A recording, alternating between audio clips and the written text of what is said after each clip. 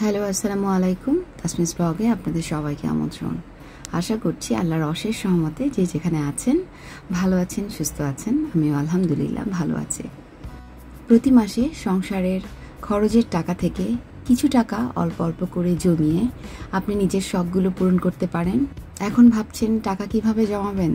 আজকের ভিডিওতেই চেষ্টা করব আমি ছোট ছোট টিপস দিতে, আর এই টিপসের মাধ্যমে বোঝানোর চেষ্টা করব টাকা জমানোর সহজ উপায়। আর এই উপায়গুলো রপ্ত করতে কিন্তু আমার অনেকটা সময় লেগেছে, আর এই সময়ের অভিজ্ঞতা থেকেই আজকের ভিডিওটি শেয়ার করছি আপনাদের সাথে। আশা করি পুরো ভিডিও জুড়ে আপনারা সাথেই থাকবেন। একটা পার্সেল চলে আসলো সকালবেলা ক্রাফট পান্ডা থেকে। আমি অনেকদিন থেকেই ক্রাফট পান্ডার অনেকগুলো প্রোডাক্ট নিব ভাবছিলাম, তবে ওই যে আয় বুঝে ব্যয়, তাই খুব একটা খরচ না করে ছোট্ট একটা জিনিস নিলাম, কিন্তু জিনিসটা খুবই কিউট। ক্রাফট পান্ডা সম্পর্কে একটু বলে রাখি, এখানের প্রোডাক্টগুলো দেখতে ভালো, দাম কিন্তু সস্তা। এখানে ছোট করে একটা টিপস দিয়ে রাখি, সেটা হচ্ছে আপনি যে কোনো পেজে ঢুকেই যত্রতত্র অর্ডার করে দিবেন না। একবার যে জিনিসটা আপনি দেখছেন, ফেসবুক কিন্তু বারবারই সেটাই দেখানোর জন্য রিকমেন্ড করতে থাকবে আপনাকে। তাই আপনি আপনার মতো করে বিভিন্ন পেজ ঘুরে যে জিনিসটা অর্ডার করতে চাচ্ছেন কম দাম দেখেই অর্ডার করবেন। আর মনে রাখতে হবে সেভিংসের কথাটা, যে এখান থেকে আমি কিছু টাকা সেভ করতে পারলে কিন্তু আমার মাটির ব্যাংকে জমাতে পারবো। আচ্ছা, মাটির ব্যাংকের কথাটা কেন বলছি জানেন? মাটির ব্যাংকে টাকাটা রাখলে আপনি যখন তখন সেখান থেকে টাকাটা বের করতে পারবেন না, আর এভাবেই কিন্তু কিছু টাকা আপনার চোখের আড়ালে থাকবে এবং সেফ থাকবে। আমরা যখন ব্যাগে একটু চিন্তা করে দেখেন, আমরা যখন ব্যাগে অনেকগুলো টাকা নিয়ে মার্কেটে যাই তখন যা দেখি তাই কিনতে ইচ্ছা করে, কারণ আমার ব্যাগে টাকা আছে এবং কিনতে পারছি। আমি যদি মার্কেটে যাওয়ার সময় একটা ছোট্ট লিস্ট করে রাখি যে কোন কোন জিনিসগুলো কিনবো, কোনগুলো প্রয়োজনীয়, তাহলে কিন্তু অপ্রয়োজনীয় জিনিসগুলো কেনা হবে না। আর এভাবেই আপনি মাসের খরচ থেকে কিছু টাকা জমাতে পারবেন। আর একটা কথা বলে দিই, আয় বুঝে জমাতে হবে। আপনার আয় এখন অনেক কম, সেখান থেকে তো আপনি জোর করে জমাতে পারবেন না। আপনার আয়ের দিকটা এবং সংসারে যাবতীয় খরচ করার পরে যে টাকাটা থাকবে সেই টাকাটা মিসইউজ না করে ওখান থেকে কিছুটা টাকা জমানোকেই আমি সঞ্চয় বলে থাকি। তো আপনার আয় যদি বেশি হয়ে থাকে বা আপনার খরচও যদি বেশি হয়ে থাকবে, আপনি তখন সাথে সাথে কাগজ কলমে একটা লিস্ট করে ফেলবেন। আর আমরা অনেক সময় দেখি যে আল্লাহ, এতগুলো টাকা আমার চলে গেল নাকি ব্যাগ থেকে হারিয়ে গেল। যখনই আপনি কাগজ কলমে লিস্ট করা স্টার্ট করবেন, দেখবেন সব কিছুর হিসাব আপনি পেয়ে যাবেন, এবং কাগজে লেখা থাকলে আপনার অক্ষরগুলো বা আপনার খরচগুলো কিন্তু মাথায় ঢুকে যাবে। অযথা খরচ করতে আপনি পারবেন না। তো যতটুকু বা যেটাই খরচ করেন না কেন, সেগুলো একটা ডায়েরিতে লিপিবদ্ধ করে রাখবেন। ধরুন আমি একটা লিস্ট করে নির্দিষ্ট কিছু টাকা নিয়ে মার্কেটে গেলাম, আর ওখান থেকে আমি কিছুটা বার্গেনিং করে জিনিসপত্র কম দামে কিনে নিয়ে আসলাম। ওই যে টাকাটা বেঁচে গেল সেটাই কিন্তু আমার সঞ্চয় বা সেভিংস। ওখান থেকে ধরেন 150 টাকার জিনিসটা এই মাসে আমি 100 টাকা করে দোকানদারের কাছ থেকে বার্গেনিং করে 100 টাকা দিয়ে কিনে নিয়ে আসলাম। আর ওই 50 টাকাটা আমি এসেই যদি মাটির ব্যাংকে রেখে দেই, এভাবে একটু একটু করেই কিন্তু আমার অনেকগুলো টাকা একসাথে জমা হবে। এই পয়সাগুলো আমার ছেলে জমিয়েছে, টাকাগুলো আমি যখন মাটির ব্যাংকে রাখি পয়সাগুলো আমার ছেলেকে দেই। আর এই কয়েন বা পয়সাগুলো সে ভাঙার পরে গুনে আবার আমার বড় ব্যাংকটাতে রেখে দিয়েছে, বলল না মা, একসাথে আমরা ভেঙে তারপরে দেখব কত টাকা হয়। তো সন্তানকেও আপনি শিখাচ্ছেন কিভাবে সঞ্চয় করতে হয়। একটু একটু করে সঞ্চয় বা জমানোর ব্যাপারটা যদি পরিবারের সবার ভিতরে ঢুকিয়ে দিতে পারেন, তাহলে কিন্তু লাভ আপনারই। পরিবারের খরচ বাদ দিয়ে তো আপনি সঞ্চয় করতে পারবেন না। পরিবারের কি কি খরচ হচ্ছে, কার কত টাকা লাগছে, সেগুলোর একটা হিসাব আপনি সবসময় লিখে রাখবেন। লিখে রাখার পরে ওখান থেকে যদি আপনি টাকা সেভ করতে পারেন, সেটাই কিন্তু আপনার সেভিংস হিসেবে আপনার মাটির ব্যাংকে রেখে দিবেন। এখন বলতে পারেন 10 টাকা 20 টাকা আর একটা কয়েন দিয়ে আপনি কি করতে পারবেন? দেখেন, ছোটবেলায় শুনেছিলাম বিন্দু বিন্দু করেই কিন্তু সিন্ধু হয়। তো ছোট ছোট করে অল্প অল্প টাকা দিয়ে যখন মাটির ব্যাংকটা ভরে যাবে, আপনার মনে হবে 50 টাকা 10 টাকা দিয়ে কি হয়। একসাথে যখন ভেঙে ফেলবেন বুঝতে পারবেন আপনার অনেক বড় একটা অ্যামাউন্ট হয়ে গেছে, যেটা আসলে আপনার খরচের ভিতর থেকেই অল্প অল্প করে জমানো। তো সেটা কি ভালো না? এখন আমি আপনাদেরকে দেখাবো, অনেক আগে আমি একটা মাটির ব্যাংক ভেঙেছিলাম, বলেছিলাম যে একটা সোনার চেইন বানাতে দিয়েছিলাম। যদিও পুরো টাকা দিয়ে কিন্তু আমার চেইনটা হয়নি, আমি কিছুটা টাকা মানে 65,000 টাকা কন্ট্রিবিউট করেছিলাম এই চেইনটা কেনার জন্য। তখন ওখানে একজন আমাকে কমেন্টস করেছিল, আসলে আমি দেখানোর জন্যই দেখিয়েছিলাম, চেইনটা নাকি কিনতে পারিনি। না আপু, আমি চেইনটা কিনেছি এবং বাসায় নিয়ে এসেছি। ওখানে আরও বেশ কিছু টাকা আমার জমা দিতে হয়েছে। জমা দেওয়ার পরে কিন্তু চেইনটা আমি নিয়ে এসেছি। চেইনটা অনেক দিন থেকেই বাসায়, কিন্তু আপুটাকে যে দেখাবো বা আপনাদের যে দেখাবো সেটা আমি ভুলেই গিয়েছিলাম। আজকে সঞ্চয়ের কথা মনে পড়তেই মনে হলো চেইনটা আমি দেখাই। চেইনটা কিন্তু খুব সুন্দর একটা চেইন। এই চেইনে 3টা কালার আছে, একটা গোল্ড কালার, একটা সিলভার আর একটা রোজ গোল্ড।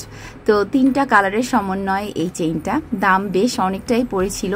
আমি 65,000 টাকা কিন্তু মাটির ব্যাংক ভেঙেই কন্ট্রিবিউট করেছিলাম। এখন বলতে পারেন 65,000 টাকা দিয়ে তো আর আপনি চেইন কিনেন নাই।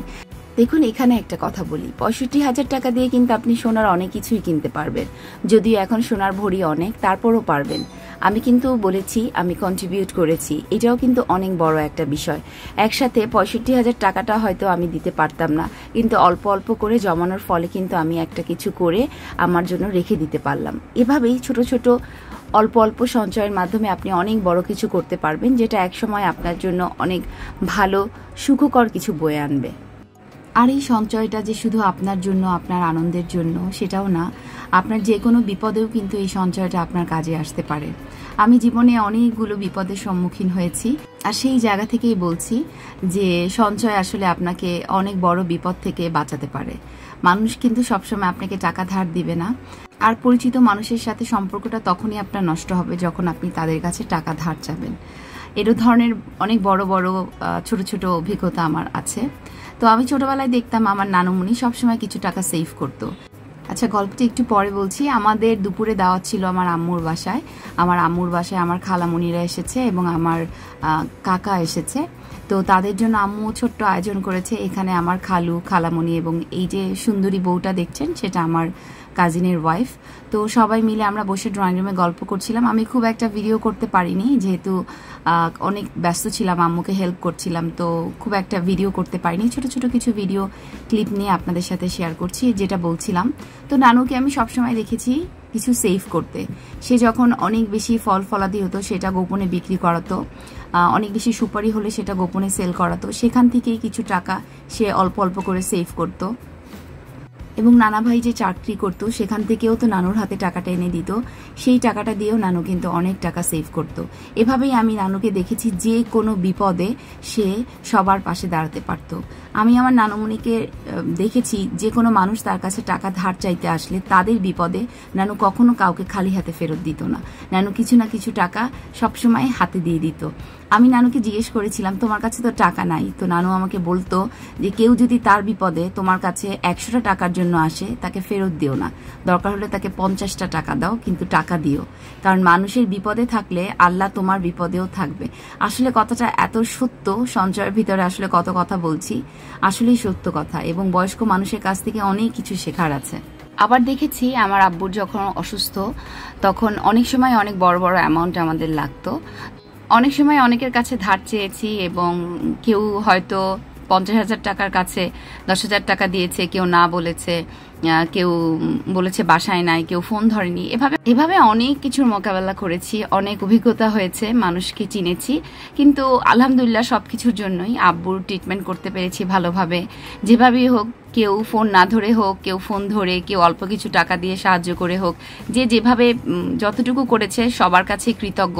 ফোন না ধরার কারণে হয়তো আমাদের আরও জেদ বেড়ে গেছে এবং আমরা চেষ্টা করেছি যে নিজেদের টাকা দিয়েই নিজের বাবার ট্রিটমেন্ট করতে। সো ফোন যে ধরেনি তাকেও ধন্যবাদ দেই। সবসময় মনে হয় যে সঠিক রাস্তায় যাওয়ার সময় যে হাতটা ধরে টান দিয়ে ফেলে দেয় তাকেও ধন্যবাদ দেওয়া উচিত, কারণ তার ফেলে দেওয়ার কারণে কিন্তু শরীরে অনেক শক্তি হয় সামনে এগিয়ে যাওয়ার। আমার কাছে তো সেটাই মনে হয়। আমি অনেক সময় আমার হাজব্যান্ডের কাছ থেকে টাকা নিই, যে আরহামের বেতন হচ্ছে 1200 টাকা, দেখা যায় ওর বেতন 1000 টাকা। তো কাগজে যেহেতু স্লিপ দেয় আমার হাজব্যান্ড দেখতে চায়, তো আমি 200 টাকা রেখে দিই যে এই পারপাসে, তখন ওটা আমি ব্যাংকে রেখে দিই এবং পরবর্তীতে তাকে স্বীকার করি যে ওই টাকাটা আমি একটু এক্সট্রা নিয়েছিলাম ব্যাংকে রাখার জন্য। সে কিন্তু খুশি হয়।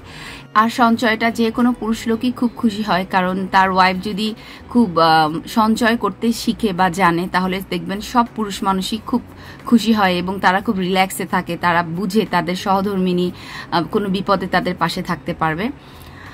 আমি আমার ছেলেকে নিয়ে বাইরে গিয়েছিলাম, ওখান থেকেই একটা খেলনা সে কিনে নিয়ে এসেছে। খেলনাটা খুব সুন্দর। অনলাইনে আমি 280 টাকা দেখেছিলাম, অফলাইন থেকে মানে দোকান থেকে আমি কিনলাম মাত্র 150 টাকায়।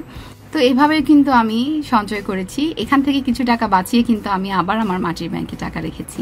হয়তো আমার কথাগুলো আপনাদের কারো ভালো লাগবে, হয়তো ভালো লাগবে না, কারো কাজে আসবে, আবার কেউ মনে করবে এই কথাগুলো তো আমি সবই জানি, কিন্তু জেনেও আপনি কাজটি করছেন না। আমি তাই আবার জানিয়ে দিলাম, মনে করিয়ে দিলাম, সঞ্চয় যে শুধু আপনার বিপদের সঙ্গী হবে তা কিন্তু না, আপনার আনন্দের সঙ্গীও হতে পারে। যে কোনো প্রয়োজনে আপনার ছোট্ট একটু কন্ট্রিবিউশন কিন্তু অনেক বড় কিছু। কথা বলতে বলতে রাত হয়ে গেল। পুরোটা দিন আজকে চেষ্টা করেছি আপনাদের সাথে শেয়ার করতে, জানি না কতটুকু ভালো লেগেছে। যতটুকু ভালো লাগুক না কেন, সঞ্চয়ের কথাটা কিন্তু মাথায় রাখতে হবে। একজন গৃহিণীর সবচেয়ে বড় গুণ হচ্ছে সঞ্চয়। আজকে ভিডিওটা এখানেই শেষ করছি। নতুন কোনো ভিডিও নিয়ে ইনশাল্লাহ খুব তাড়াতাড়ি দেখা হবে। আর সে পর্যন্ত আপনারা সবাই ভালো থাকুন। আল্লাহ হাফেজ।